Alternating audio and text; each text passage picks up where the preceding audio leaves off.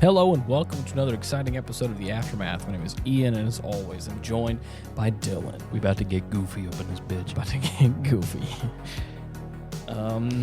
So, remember how I said last week how you had said we're not going to watch, the unicorn episodes back to back because we want to kind of spread them out. Go ahead and tell the audience what you told me when I asked you, hey, buddy, what are we watching for the podcast? I lied. I think the words you used exactly were, I caved. Yes. He asked, and like as he was sitting down and I pressed play, he asked me, so what are we watching tonight? And I was like, so actually, and then, the opening title sequence started. And it was the Gundam unicorn logo appears, like, and I'm like, I caved. God, I couldn't do it. I can't. This is actually going to be the next 6 episodes now. No. Yes. We had to. Let's get at least halfway through or something. We'll take a break if need be. Okay. I only promise to try. Yeah. Because I do think that it would be nice to get Ethan here. He recently came back from his trip to Ireland. Yeah. I do think Big whoopee. If nothing else, if I can't get him to sit here and do a About Nothing podcast episode, I would at least like to have him on where we can watch something or just kind of talk and chat anyways, because I think he's got probably some great stories to tell, and I think that'd be a hilarious episode. Yes. So we may, at the very least, supplement our marathon of Gundam Unicorn with an Ethan episode. Yeah. I think we could do that. So this second episode, oh boy, we got Full Frontal. The supposed second coming of Char. Right. Whether or not it actually is Char or not. Yeah. Remains to be seen. Right. He looks an awful lot like him, but with longer hair, but he has the same face shield, same sterling blue eyes. All right. Same sense of style. And I'm pretty sure he has the same, is it the same voice actor or am I tripping? Yeah. The same voice actor? Yes. That's yeah. Yeah. Right. And he has all these magnificent titles, like he said, the second coming of Char, the ghost of Char, or the ghost of the Red Comet. Still has the Red Comet. Yeah. So it's just a bunch of these kind of interesting names and monochrome he's going under. But this is the first time we get to see him. And I just love the Ellis character. Yeah. Super cool. I mean, I also love the character of Char. So, but again, with this, this being like I really consider him to be Char. Yeah. Because of it's been so long since I've seen this. I really don't know what happens in the end of the series because I felt like it was so long ago. Oh boy. The thing is, I believe I do. We're talking an awful lot about this thing called the Laplace box. Yes. Or is that how it's pronounced in this? And it's this kind of taboo thing that apparently holds immense power enough to bring down the Federation. The Federation. Yeah. Completely tip the scales. Right, which is kind of like a oh shit thing for the military. And this kind of splinter group called Neo Zeon. Yeah. Neo Zeon. Zeong. You're jumping ahead. I know. But anyways, so again, this is the more I watched this episode, I felt like, man, this is peak Gundam. I mean, like quintessential Gundam. Oh yeah. There's 2 factions. They're feuding. Again, they have this sort of obviously this is still in the same universe, but it's the whole Federation versus Zeon, even though it's not really the Zeon that we know. Right, it's Neo Zeon. But anyways, we have this kind of this whole two sides of the coin, both kind of are Stupid. morally dubious in their actions, which is such a core thing with Gundam we've talked about in this show before. Oh yeah. But even down to like at the start of this episode, I feel like we're really kind of getting into the meat of like what makes this series great. Mm. We get to we start off with like a really cool sequence of Unicorn, and he's already like it's the tail end of the Busting sequence. out. Yeah, right. And so like we get these great action moments, and it's so like this is the first. This came out in 2010. I think. I don't. I'm pretty sure. I don't know what series came before this. I think it was probably in. Oh jeez. Yeah. I don't know either. I know. What I'm trying to think about is I know there's like Thunderbolt, and there's other ones that look pretty and look kind of modern. Right. Unicorn has like a special, like it feels like that new age Mm. Gundam kind of feel to it. Like we're in, Yeah. not only are we kind of in the future in the timeline as well, but it, like out of all the Gundams that I've seen, excluding anything that came out like the past 5 years, Mhm. like this is like that first like step into like, oh, this is like pretty animation. Yeah. And it's super cool looking and it's clean. Like I said, it's like, I mean, we're talking like we're hitting like Gundam beats. We're hitting like Right. quintessential things where it's Gundam like, beams. yeah, the guns, the The sabers. I fucking mean, beam magnum, dude. bro, we're in space and it's like, oh shit, dude, we're like hitting all these like, and there's also this kind of like this was the episode as well where like there's like political, Oh yeah, like there's like political strife happening Mhm. where we get some. people talking in rooms. Right. Which again, I mean, people may think it's boring, but it is like flushing out what's happening in the Yes. world a little bit more. It happened in the other one, but like Mhm. it's that same sort of thing. It happens, Right. especially in Gundam shows or any kind Standard of fare. exactly. Like I said, it feels so of itself. Mhm. It just feels like a great representation. Good. right. Yeah. And looking back on it now, this being my second viewing, I'm like, man, I really jumped into like some of the newer stuff, Yeah. but also like again, there are some references that I 100% Oh yeah. did not pick up on Right my over. first, because again, I had no former knowledge of the Universal Century. Mhm. And I think we've talked about it in this show, but just in case anyone who is hopping in to the podcast or to this series on this episode, don't know why you would, go ahead and Right. listen to last week's episode to get a little bit. But Universal Century is their calendar mark Mhm. of years. Yeah. They're like BC AD kind of thing. Mhm. The successor to Anno Domini. Right. And so the 1 year war, the big war that happens in Gundam and like the OG Gundam happens between 79 and 80. Mhm. And I think all the stuff that's taken place in Unicorn is 96, Yes. I believe. So obviously there's, to give you some reference, we're talking about Universal Century. Gundam has a bunch of like splinter series that are not part of like the mainline canon, but are still like quote unquote Gundam franchises. Right. What is the one that Barbados? Iron Blooded Orphans, Yes. G Gundam.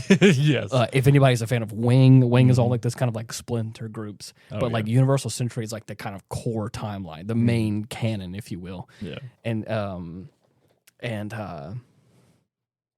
so needless to say, this is I was going somewhere with that and I lost my train of thought Mhm. when I was talking about the Universal Century stuff. Well, damn it. That's okay. You were It'll talking come back about to me. when it was taking place. Yeah, UC 96. right. It's okay. It'll come back to me eventually. I'm sure. Yeah, Anyway, right. we start off with the Unicorn's first engagement against the Kshatriya. Mm-hmm. And And it starts off the fight going into that like yes. NTD form, Mm-hmm. which is like the big where like it transforms like or it extends out and has Oh, all yeah. those glowy bits. Mm-hmm. and everybody and their mom is flipping out like, what the fuck is that? Yeah. And I love how fast and how quickly this thing is able to just dispatch funnels like it's nothing. Oh yeah. Normally funnels are kind of like a problem because they're Right, that's small. like the be all end all. Yeah. Like they're if you're up against funnels, you better hope you're able to get out of the way and be fast enough to Yeah. avoid these things. they're small and quick, and they're like these little drones that kind of like will pop out of like your suit or whatever, and they're like pests. They're just the little bots that fly around and shoot lasers at you, and they do a shit like we saw in the previous episode. They really started messing stuff up. 'Cause there were a bunch of them, small, quick, and they were like just unstoppable. Right. That was the established like canon of like these things are bad. Yeah. And the unicorn activates its NTD after it detects that Marita is a new type. Right. Or some form of new type. And refresh my memory, is it new type destroyer? Is that what NTD? Yes, Okay. that's what it is. Love it. She Very on the lines up- nose. Right. After it transforms, she lines up 2 funnels to take him out, or at least try to, and he immediately just zips right by them, slicing them both in half, like like in the blink of an eye. Effortless. Yeah. And he just like rolls up on her, slices one of her wings in half, and she is freaking out. Oh, I got it. I knew it was going to come back to me. So when we were talking about the timeline, I was talking about this is like the first Gundam series that I started watching. And because of where it's so much like Godzilla, where I started at like what felt like probably the most recent stuff, or like the biggest box office stuff, and then I've worked my way back. Yep. I was talking about the fact that there was references in the show the first time I watched that I 100% didn't get. Because again, I had no idea of like the universal century, like the main canon timeline I was talking about. There are obviously, again, we're in UC 96. And there was a very big war that like is the foundation of like this whole franchise that happens, give or take 10 years or 20 years ago, whatever. Right. The second Neo Zeon war. Right. And so like obviously I'm jumping into this like knowing 3 wars ahead of the beginning. We're talking like graveyards of like of generations. Generations of trauma that I'm just like I'm here now. Yeah. And so hey guys, what's going on? Yeah, what's going on? There are space colonies, you see, and we're dying. Yes. We are at war. So what, you live in space? That's the least of your worries. Right. Oh, well. We don't just live there, we fight there. Right. Be careful. Yeah.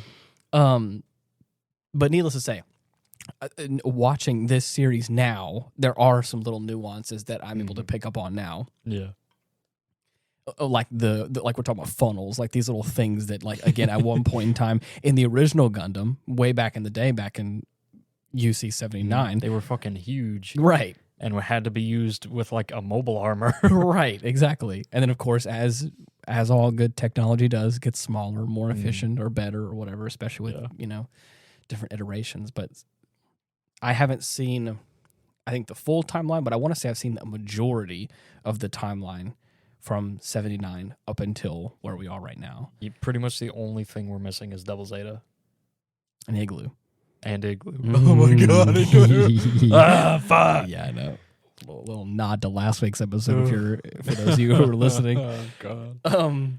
But anyways, I've hit the high spots, or most of the high spots, where I think I have a pretty good working understanding of Char and the Federation and Zeon and all that kind of stuff, and what has led to now this new quote unquote second coming of Char, right? Which kind of led to all that. But yeah, so I think more so now. I've talked about it on this podcast before, because reading subtitles and like trying to watch the movie for how pretty it actually is, as well as reading the subtitles. Sometimes for me, I'm a bit slow when it comes to like reading, and like I get too overwhelmed with all the stimuli, I think is what it is. Yeah. And so I have a hard time like really fully grasping what's happening. And I think that was the now this being my second watch through, I think that was the core thing that was confusing me the most, was the fact that I had no former knowledge. So I think I was reading it, I was keeping up, but I had no idea. I had no applied knowledge of how all that made sense. I was reading all these words about, it was like, man, wow, about Minovsky particles and beam cannons and Zabi family princess, and I'm like, I don't know what that means, but it sounds important. Right. And of course, everyone in the show is making a big deal out about it, and I'm just like, yeah. Yeah, sure. The girl Audrey that again is kind of like our she kind of feels like our main female protagonist in this show, who's kind of like the companion to our actual like male protagonist, what feels like the main protagonist of the show. Her name has been called Audrey this entire time. Now all of a sudden we're on this ship, and it's like, boom, she's Princess Minerva Zabi. Yeah, and you're like, and of course everyone's like, holy shit. And I'm like, in the first watch, I was like, yeah, okay, yeah. But now that I know what now that I know what all that means, I'm like, oh shit, that's a real, that's a name drop. Yeah, that's a big one. Yeah. So there is, again, a little brief history. Zeon is, well, how do you put that kindly? They were one of the sides that declared their independence from the Earth Federation.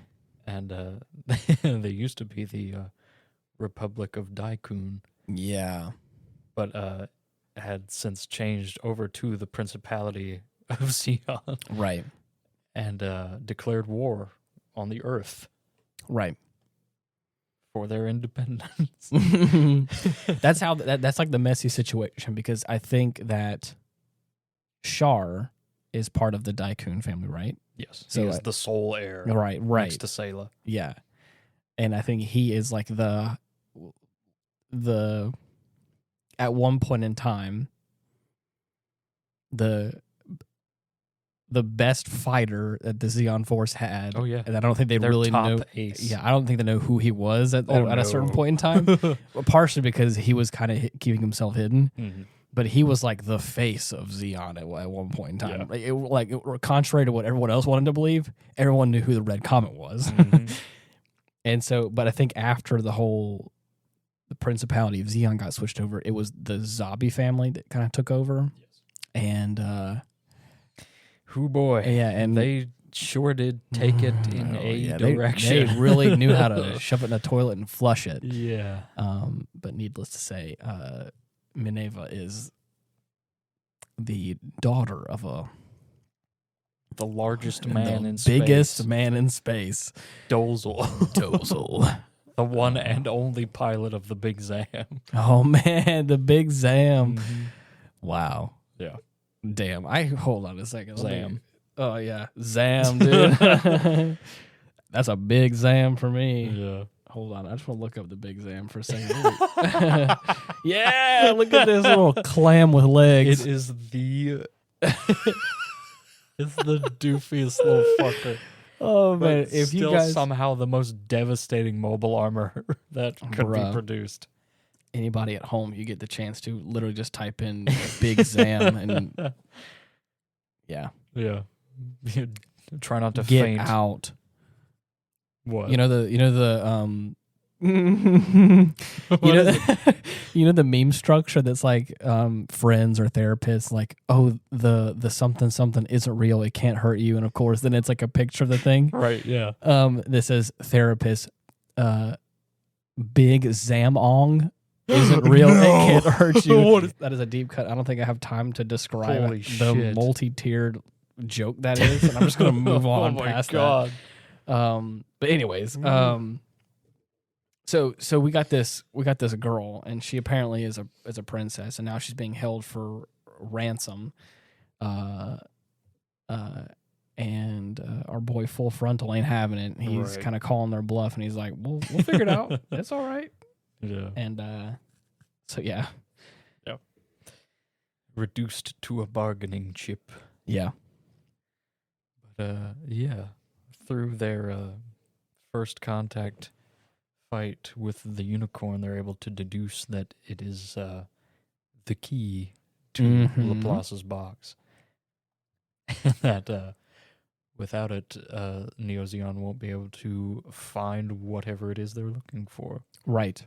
Whatever it leads to. And for those of you at home who are asking, what is the Laplace's box? I think, like I just mentioned a moment ago at the top of the episode. Right. It is the MacGuffin of this series. Right. It is the big thing that we're all talking about, but no one knows where it is. No one has seen it. No one knows what it looks like.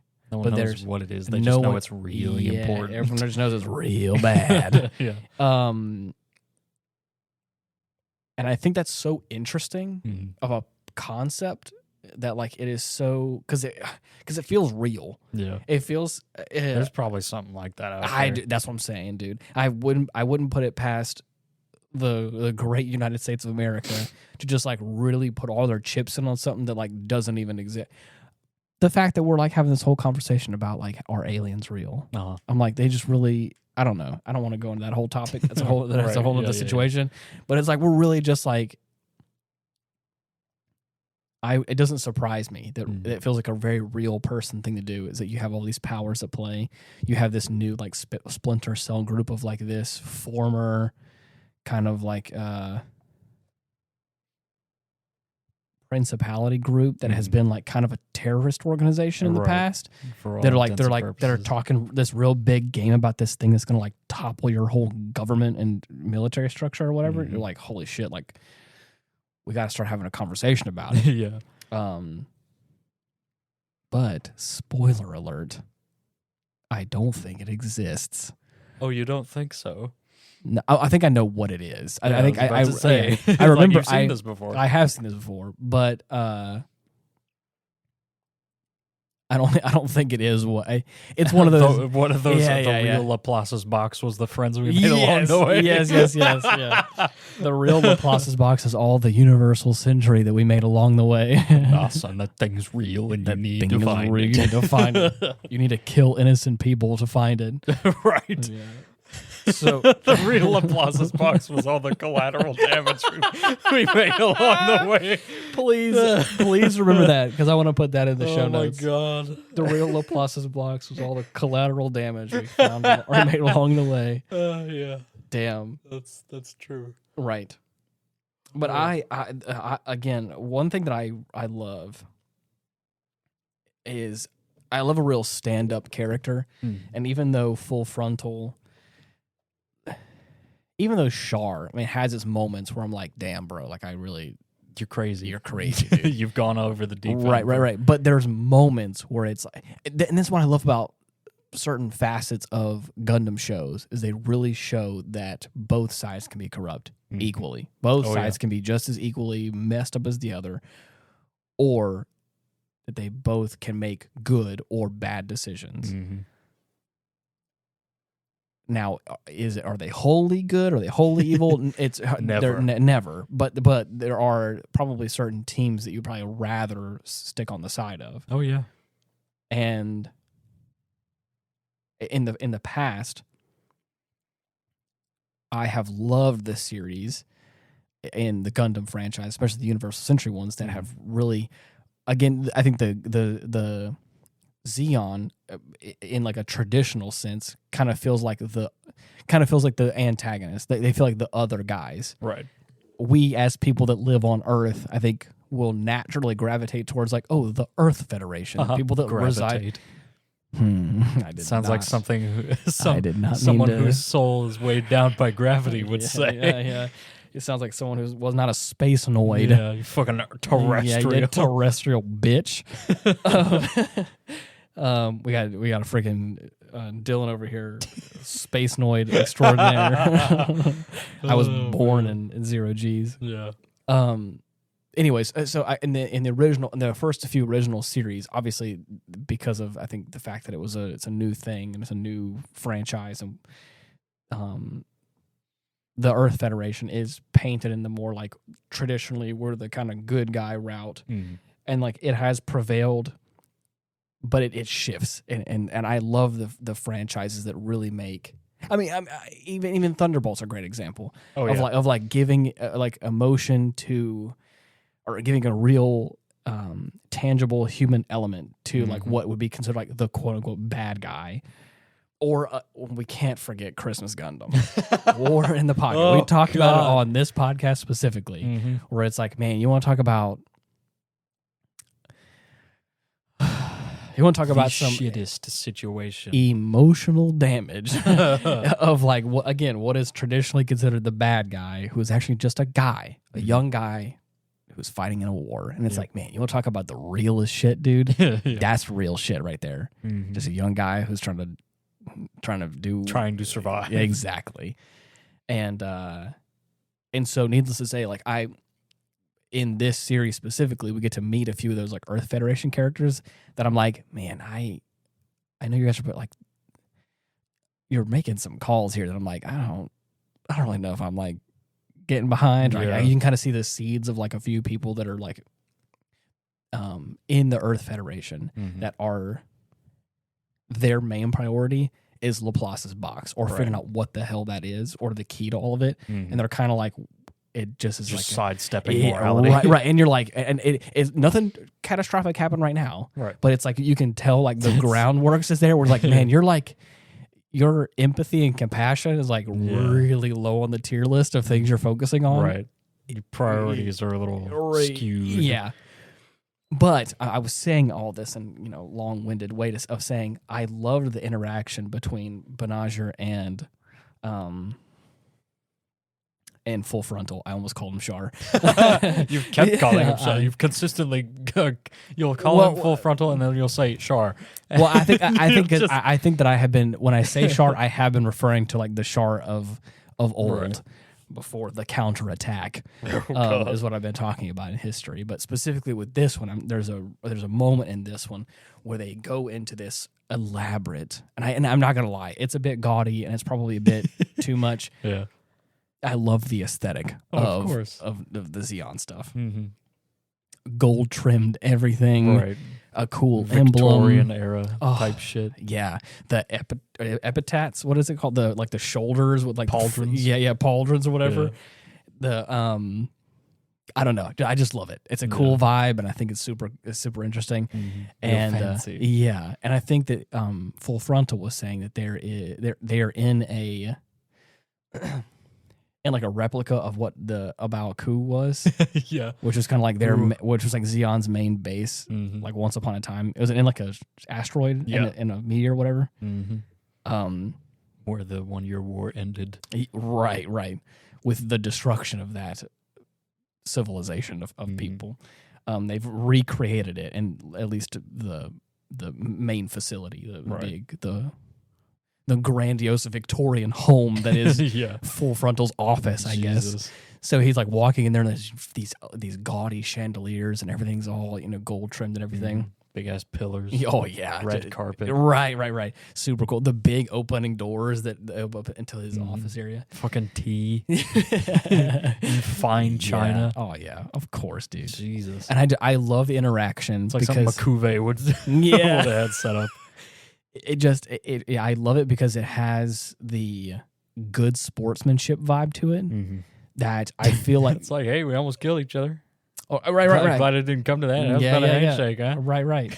But it's not. But it's like, right. But the thing is, like, I like because it feels like Char. Right. This Full Frontal character that we're getting to see has the same sort of vibe that Char does at a certain point in time. Where, like, I mean, I think he is. There's a point in time where it gets a little crazy. We won't go there, but like there's a few times where like he is civil, right? And I think he also is like a respectable person in some regard. Where I think it's just he's just a little he's put together. He's a good sportsman, and we're all in war, and that is the sport in which he plays is war. It should also be noted that the only reason he's treating him as nicely as he is because he knows Minerva. Oh, right. Just well acquainted. Otherwise, he'd probably be in an interrogation room. Right. So, like, of course, he, like, is walking in there and he, like, how's it going, Spartan? Yeah, right. Please have a seat. Have some tea. It's a matter. Can't shake hands with a mortal enemy. Right. Jeez. I love it. I think it's funny. I like it. I think it's interesting. And I love the fact that, like, his little lackey. Oh, God. Angelo. Ugh, what a bitch. Big perp. Or I guess Big perp. I guess I call him Little Perp. Oh, Jesus. little perp over there in the corner, he's like every time. Absolutely seething. I mean, he is just. I'm like the flames are already ignited. Motherfucker's mauling in the corner. He is trying his best to hold it back, and every time Banagher like speaks or interrupts, right, or even just like asks a honest question, especially because again, if we're to understand that Banagher is like probably a kid or a teenager at the least. He's talking to an adult here, and obviously Full Frontal takes off his glove and like extends a handshake, and he thinks about it and then closes his fist, and he's like, I just don't understand why you like. Do you wear that to hide like some kind of scar or some shit? Right, like he's wearing this whole like face mask thing. Bro. Yeah, and of course he's like, oh, please forgive me. Like it's just a it's common courtesy, right? And it is the symbol of his, authority, basically. Right. Which and again, my style, and his style, because that is a noticeable quality of Char was that he had those like that the whole mask setup. The mask was a whole like the Zorro character, right? And so I think he wears that as a callback to that in some way. Or if we're to understand, wink, wink, he is actually Char. But anyways, the interaction goes as he asks the question. Angelo in the corner is just like, how dare you ask a question like that? And he's like, I mean, hey, Angelo. And of course, Full Frontal's like, he's like, bruh, chill the fuck out. I mean, it's all common courtesy, and it's okay for him to ask that. And it's like, exactly. Thank you, Full Frontal. He takes off his mask, and he's just a normal dude. And it's like, quote unquote. Yeah, quote unquote. Yeah. So, anyways. It's pretty funny. I love the whole mystery of it all, though. I love how everyone's like, he's not willing to come forth about his true identity. No, of course not. But if it even applies to him. And I mean, the way he describes his current situation is that he sees himself as a vessel of the people. Yes. I mean, and he is whatever they need him to be. Right. And you may people at home may believe what they want to believe. What a badass response. Yeah. As he's being drugged out by the goons or whatever. And I love, what is her name? Marita. Mm-hmm. The second she walks in to realize his mask. Favorite fucking character in this whole show. Super dude. cool. The second she walks in to realize that Full Frontal took his mask off, she's like oh. she walks and goes, oh god, it's like, oh shit, it's how it goes. Yeah. It's like I shouldn't have seen that. Right. I shouldn't be here right now. Yeah. Anyway, so they're dragging Banagher, and he's like, wait, are you Char? Are you actually Char Aznable? He's like, I don't know, maybe. Yeah, I know. No, but Full Frontal's like, maybe. I don't know. You get to find out. Oh, Jesus. Oh, man.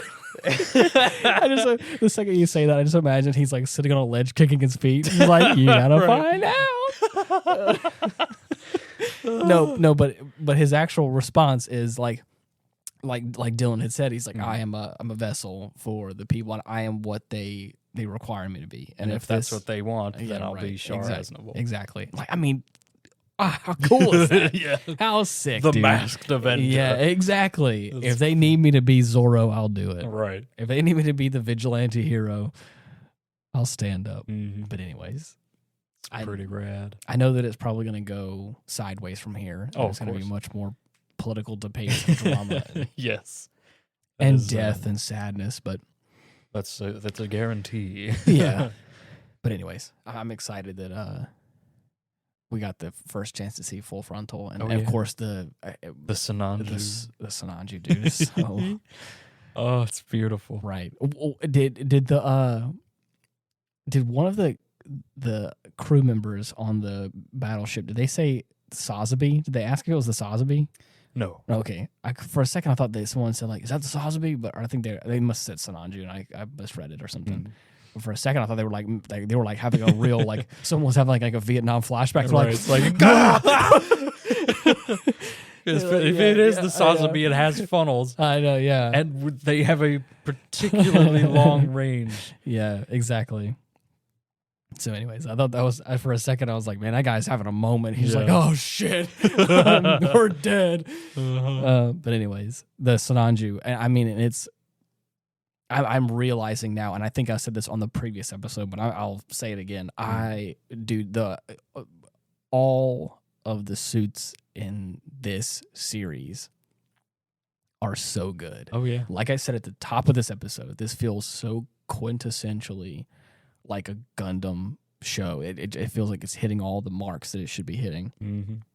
But on top of that, they got the suit designs down to, I mean, this beautiful complexity and simplicity. And because I love how the unicorn is all white, except for whenever it goes all NTD, and then it's got the strikes of red, and of course the gold crest that we all know. Oh, of course.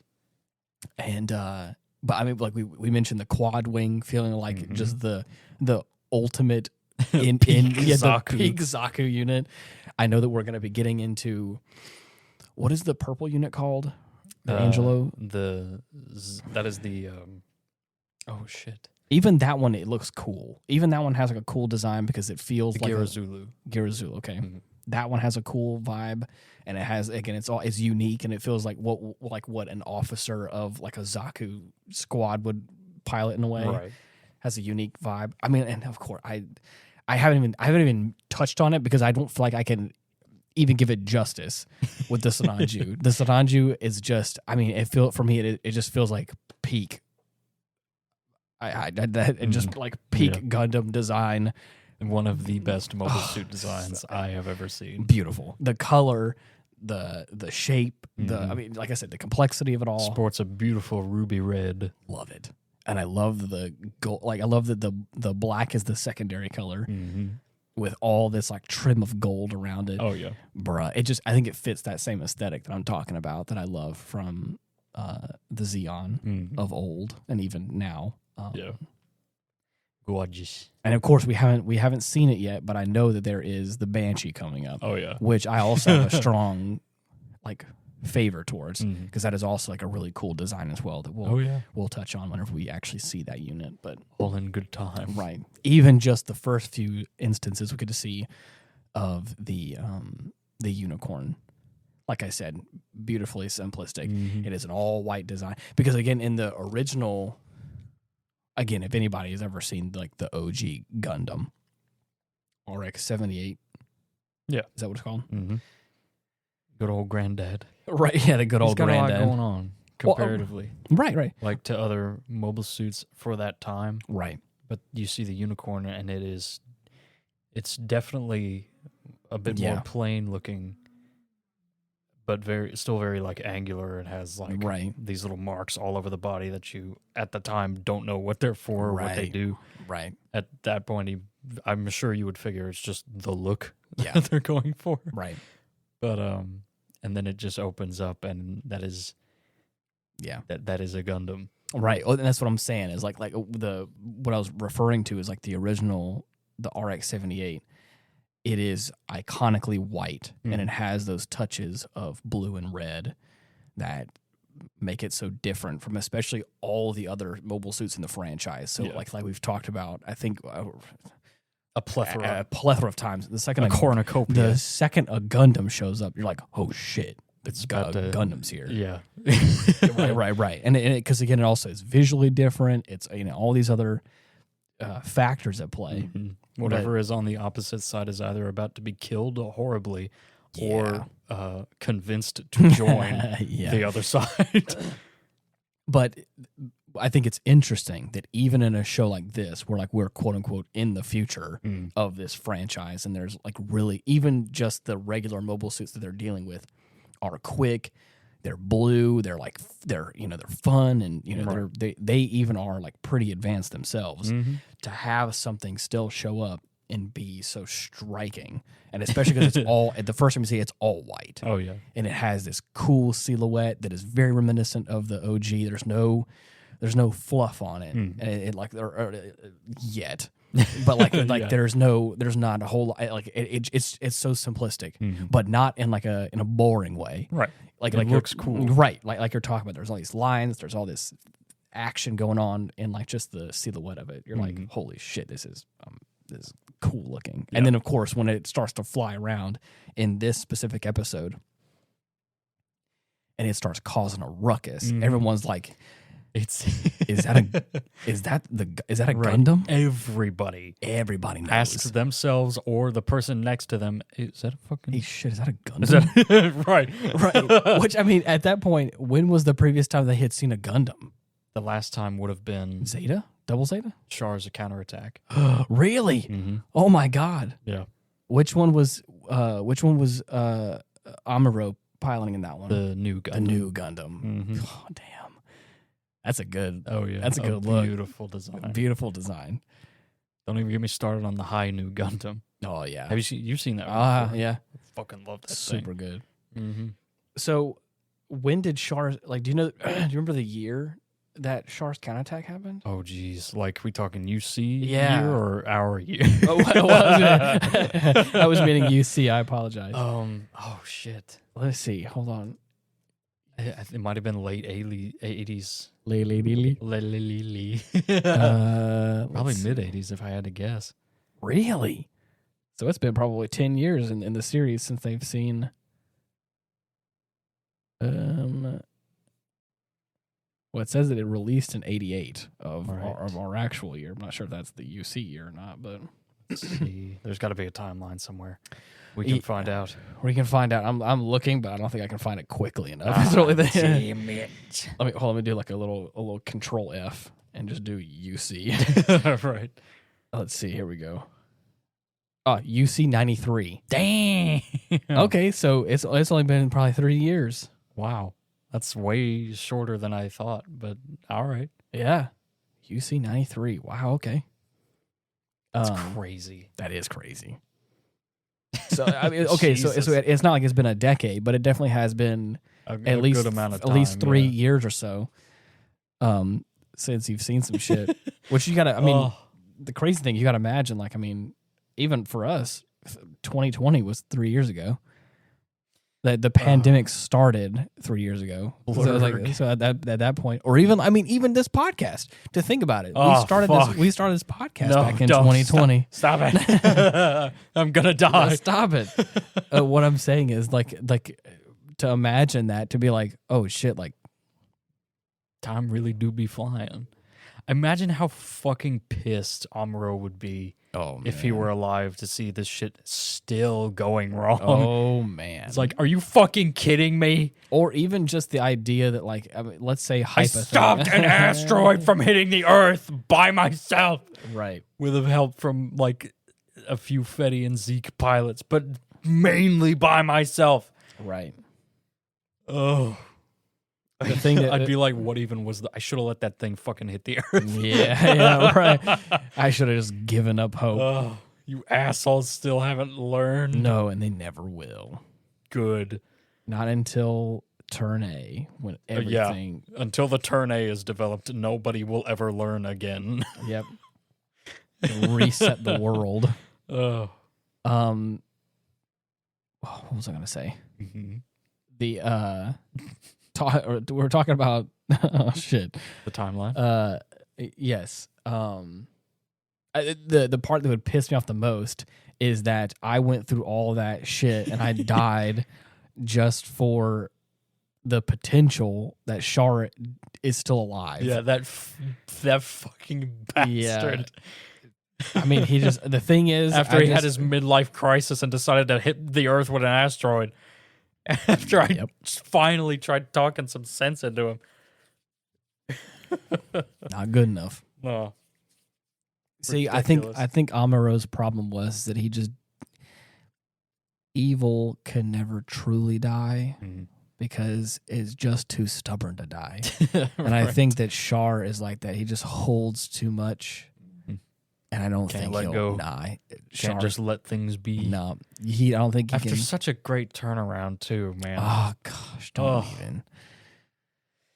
Zeta, you talking about Zeta? Yes. Zeta was so nice. Mm-hmm.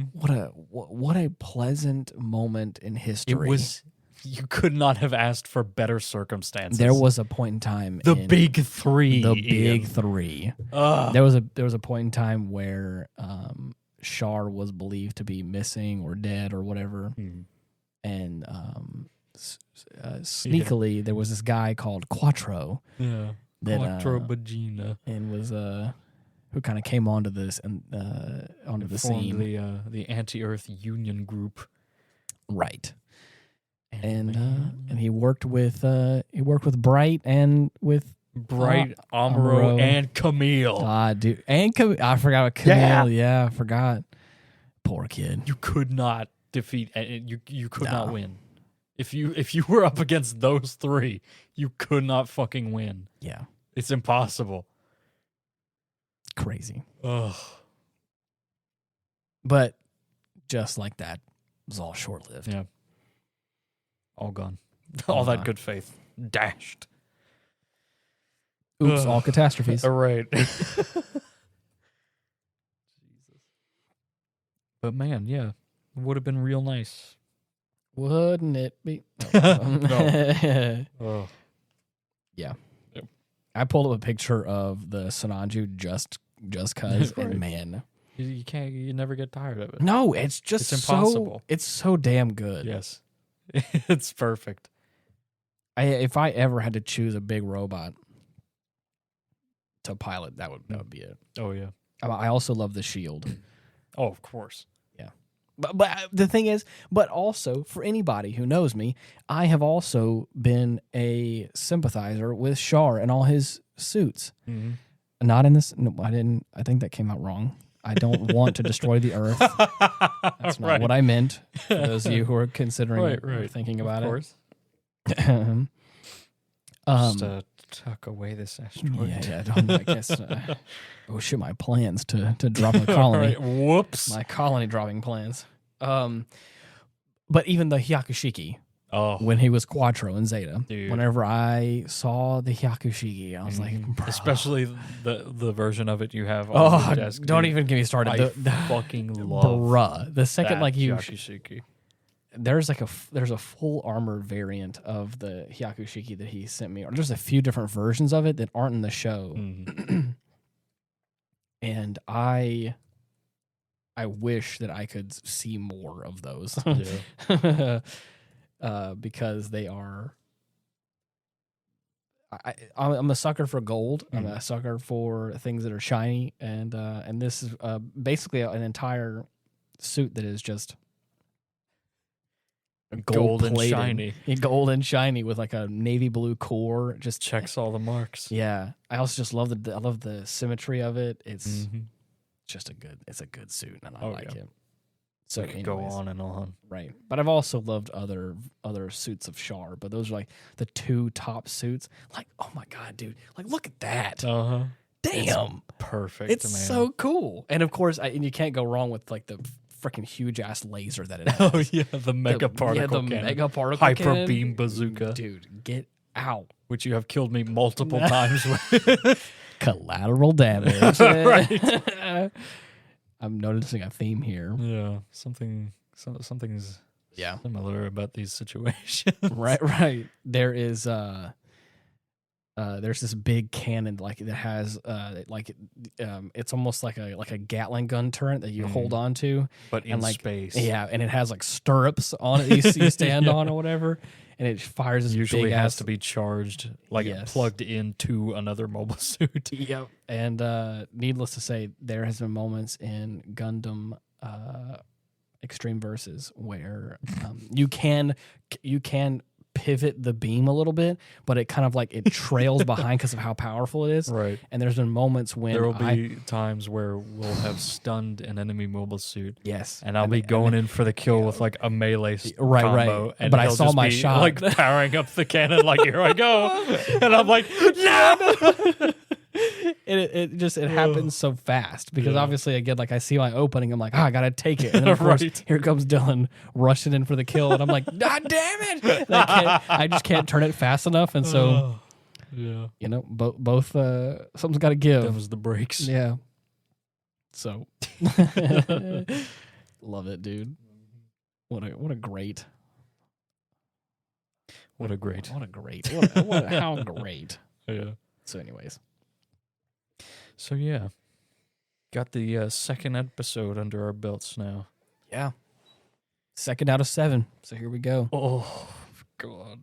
Why are you saying it like that? Because there's only 5 left. I mean, it's all good. We'll make it happen. Yeah. It's going to be, oh my God, it's going to be ridiculous. Mm. Ugh. I'm excited to see the end of the continuation of the story. Mm-hmm. Especially now that like I said in the episode already, now that I have a better understanding for the world and in the whole universe of all of it. Oh, yeah. Because originally when I watched it, I think I missed a lot, and I don't think I fully grasped what was happening. Yeah. So I remember, like, from my memory, like, core moments in the series that have stuck out, because obviously there's some big things that happen, but I don't know them in context to the greater story, though. So now I'm like, but now now you will, right, and you'll be better off for it. Even the second episode in, there's a moment where Minerva is in, it's a cell, I guess what you call it. Right. She's in like a holding cell, but it's not like a prison. Like it really does kind of just feel like an average room. Right. And there's a let's say you enter in the door, the wall directly to your left is like a quote unquote window. Yeah. But it's like a false window out to like an earth like atmosphere, like a garden. Right. It's got a garden. There's like a big old castle / facility kind of off in the distance. There's like water. It's like the traditional like hollow windows. Right. It's like but it has the same vibe of like lush earth environment. Mm-hmm. A mountain off in the distance, crystal blue water, a cloudy sky, green trees and grass, and that kind of stuff, where it's like, oh, look, it's like beautiful earth atmosphere kind of thing. Right. And the first time I watched this, I was tripping because I thought that I knew that she was in space. Right. I saw her on the bridge, and then now she's on Earth apparently, and so it's like, how big is this ship? Right. Well, no, I thought no. The first time I watched it, I thought that she got transport back down to Earth, and I was confused as to why she was still floating in Earth. But again, like she could just levitate, right? Because again, you're still in the Gundam canon. In the spaceships, they have like low gravity, right? So it's not like fully 0G. I feel like but it kind of is. They're able to stand on the ground, but then just like lightly jump and just fly away. Yeah. And so like she's like not quite laying on the bed. She's like ever so slightly hovering above the bed, as if there is an invisible chair on top of the bed. Right. Just her feet are touching the bed. But anyways, it's even moments like that where like I think now, because I know Gundam, I understand the concept of it. But before I was like, so wait a minute, is this like I thought it was like a different time in history, like it was like flash forwarding or something to like her being back on Earth or whatever. Right. And I was like, I never thought to ask you, because again, I was just picking up context clues from the window, and I thought it was an actual window and not just some like fake like facade window. Anyways, I get it now, but it's like little things like that like watching this episode made so much more sense than the first time I watched it back years ago. Oh yeah. And I think it's gonna be a few more occasions like that. I think where I'm gonna watch this and get a better understanding. I'm excited. I think it's gonna be really fun. Yeah. I can't wait for the rest of it. There's gonna be so much action. Oh, dude, you better. Oh man, I cannot wait for the Torrington base attack. Oh yeah, that's easily my favorite fight in the whole show. Super cool, dude. Well, we'll probably gush more about these fights and talk more about all this stuff. Right. But ad nauseum. Right. Is there anything else you want to touch on before we went out, since we're like kind of approaching our time? Well, I am looking forward to the Metal Gear Solid HD collection coming out on the 24th. And you said that's everything but 5, is that right? Everything but 4 and 4. 5. Oh, okay, I see. It's like the first 3, okay. as well as all the original NES titles on Oh, okay. that are like within 3. You can get to them from the main menu. But yeah, it's gonna be great. So it's the OG trilogy. Yes, Nice. I really hope they put 4 on there. I'm gonna be so upset that the only way I'll be able to play 4 is on the PS3. Well, they'll probably. I mean, they probably will.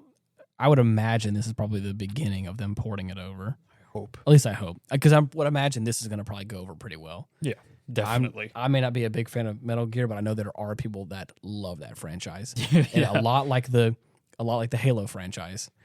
I told, and I think I said it on this podcast before. I told my friends back in 2008 when they were like, "Dude, you've got to play Halo," and I was like, at this point in time, I was trying to save up money to buy a PC. In like 2010, like 8 to 10 or whatever it was. Right.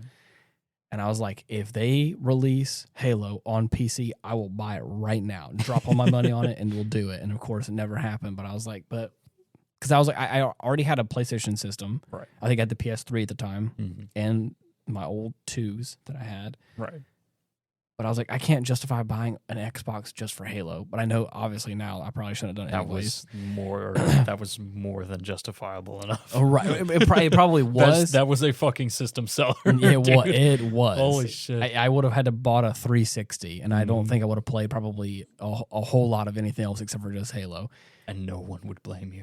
No one would want to blame me. But those were not close friends of mine. Those were like high school acquaintances. Exactly. So but I will say though, I did stand up to my promise all those years later that whenever the Master Chief Collection released on Steam, I was like, boom, purchased it. Here we go. Got it, dude. Halo 2? Halo 2? Oh my God. When are we going to finish Halo 2? I think we did. Wait, did we?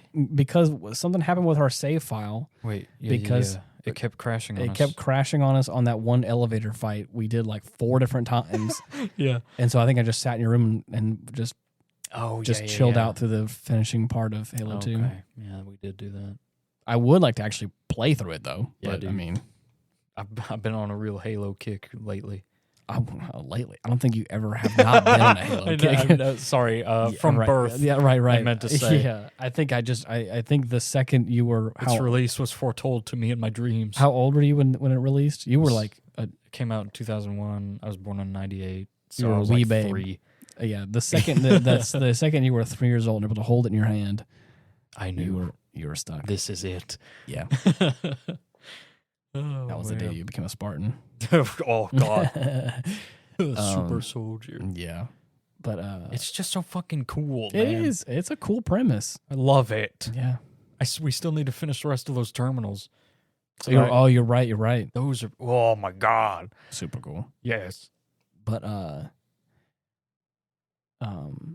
anyways, needless to say, talking about Metal Gear, there are people that really love that franchise that I think will 100. Yeah, Chase is a big one. Chase has been trying to plow through 5. Yes, and he just recently did. Nice. 100%. Really? Mm-hmm. He's in the clear. Damn. Ready to go. That was the most recent one that released, right? Yes. Okay. I get confused because it is the one with Raiden. Is that like that's spin-off? Revengeance. Yes, it would be a spinoff. Okay, cool. How without getting too much in the weeds, how many other like spinoffs do they have, or is it just that one that's kind of? There are like 3, maybe 4 games in total that I think you could classify as spinoffs that aren't like main ones, right? I'd imagine. Like, I know a lot of times, like franchises will have like a PSP exclusive or whatever, or something like a spinoff or whatever. Mm-hmm. But I was meaning more so like a mainline title like Revengeance, which feels like a chronologically you would consider it a sequel to 4 in the timeline. Right. But yeah, interesting. Mm-hmm. So, anyways, all I'm trying to say is that I wouldn't be surprised if, because of how hyped this is, that they may try and remaster 4. Yeah. So 4 is not on Steam right now? Nope. Damn. Not even listed. Interesting. Yeah. We've been playing some Deep Rock. Yes. Finally getting back to the rocking and the stoning. Dude, what a fun game. Mm-hmm. It's so fun, dude. So simple. Never gets old. You want to know what I think it is? What? It is a simple game, but I think it also it's got heart. It's got heart, Mm-hmm. but I think it caters towards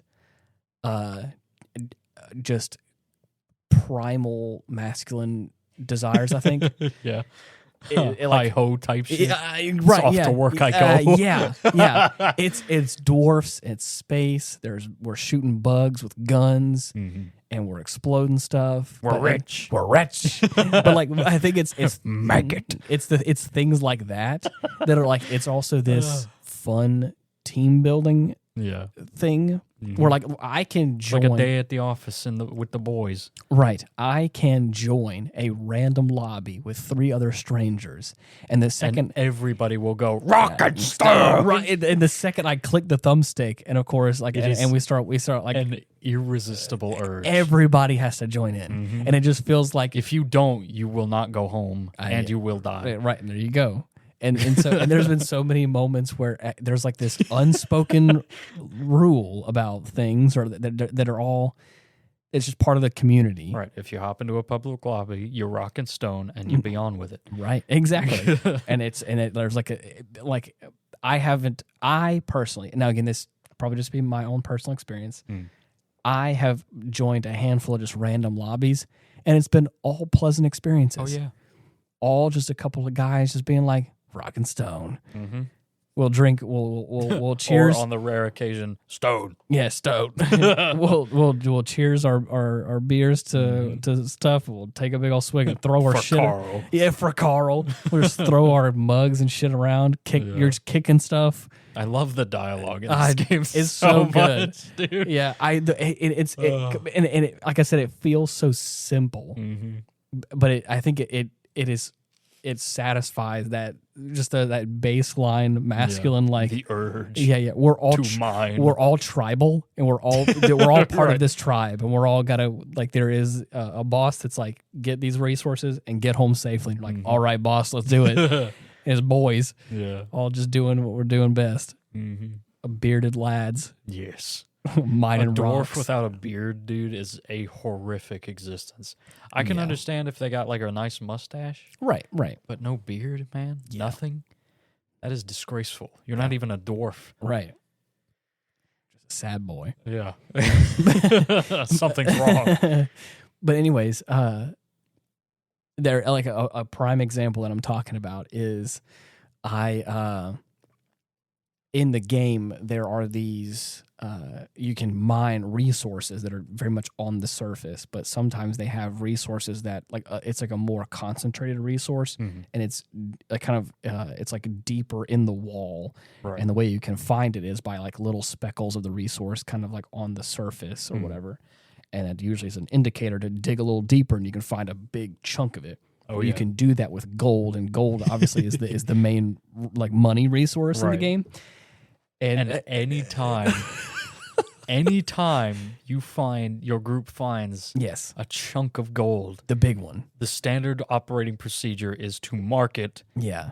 and say we're rich. You can hold out like a little indicator, which is like a little laser beam. When you highlight something, like it's a way to call out stuff. So like for instance, if there's like a resource super high, I can point my indicator up there and go, hey, look, there's a resource up there. Maggot. Yeah, can you help? Or you can point out certain enemies Right. or pests like maggots. Mhm. And of course, there's a dialogue associated, and it's funny and it's Yeah. nice. It's a lot of times there's the robot you can call, and of course there's always funny, witty banter with Mhm. with the robot you guys call and do things. Oh, But yeah.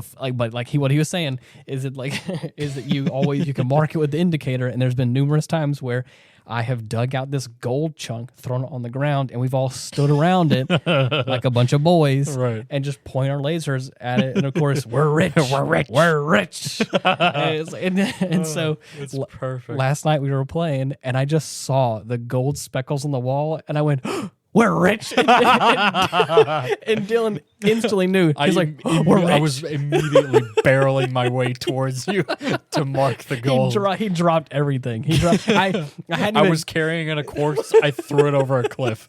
I did not even the actual two shits. He was holding the actual actual resource objective. we're supposed to be getting. The objective. He was holding the objective that we were supposed to be getting back to the base, and he chucked it off of a cliff. It was like, we're rich. Yeah.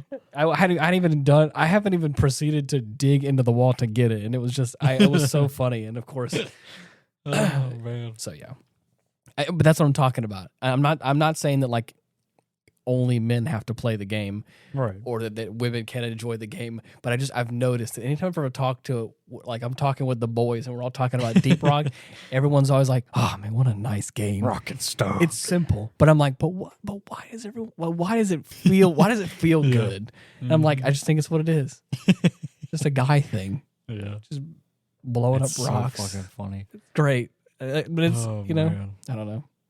I could be wrong, but please prove me otherwise, because I would love to hear, love to hear everyone else's opinions. Yeah, we need more rock and stoners. I'm just saying. There's also a great customization system in there. You can really make your dwarf super cool looking. Mm-hmm. A lot of cool customization stuff. Yeah. It's a lot of fun. But anyways, all right. With all that being said, time to call it. Time to call it a day. Yeah. Not gonna lie, this is actually one. It's a little bit earlier episode. I know that we've. It's weird. Normally do, but it's only time o'clock. Nah, don't you dare! It's all a secret. It is an hour at which you would make a wish. Yeah, it is. It's all part of the secret sauce. What makes this show, I think, as good and as bad as it is sometimes. Yeah. We are one of the many ingredients that comprise your sound burger. Oh gosh, I don't like sound burger. Sound burger? Come on. I was gonna say I didn't think you were going there. Why? Come on. Yeah, I thought you were gonna say something. You said about, secret sauce, and I was like, well, oh man. I'm not saying you're wrong. I just that Burgers. wasn't the approach I was gonna take. But, okay, fine. No, I'm not saying it's wrong. We've already committed. Layer cake. It's audio. Oh God. Okay, I'm gonna go ahead and cut you off. I'm playing. Anyways, until there's all the different ways you can find us. Right. I mean, the big thing that I would ask, if you're on Spotify or Apple Podcasts, there's a way you can give 5 stars. Please rate us 5 stars. That'd be super sick. If you think we're worth it. If you're thinking we're worth it, which I do think that we are a little bit. If we made you chuckle, if we made you chuckle at least once, just go ahead. Get a good laugh. Yeah, we got a good worthwhile. And not one of those like I'm talking about. I want like not just exhaling from the nose. We're talking full on chuckle. All right, sensible chuckles, please. But anyways, that if you could do that for us, that'd be great. But also, you can reach out to us at linktree/Ian Wolf, or you can just type in Ian Wolf on major, and you can find a way to contact me that way, or just type in the Aftermath on all the major podcasting platforms and all the other stuff to find us. Yeah, but them's the breaks. Yeah. Or I break you if you don't find us. I think also if you commit a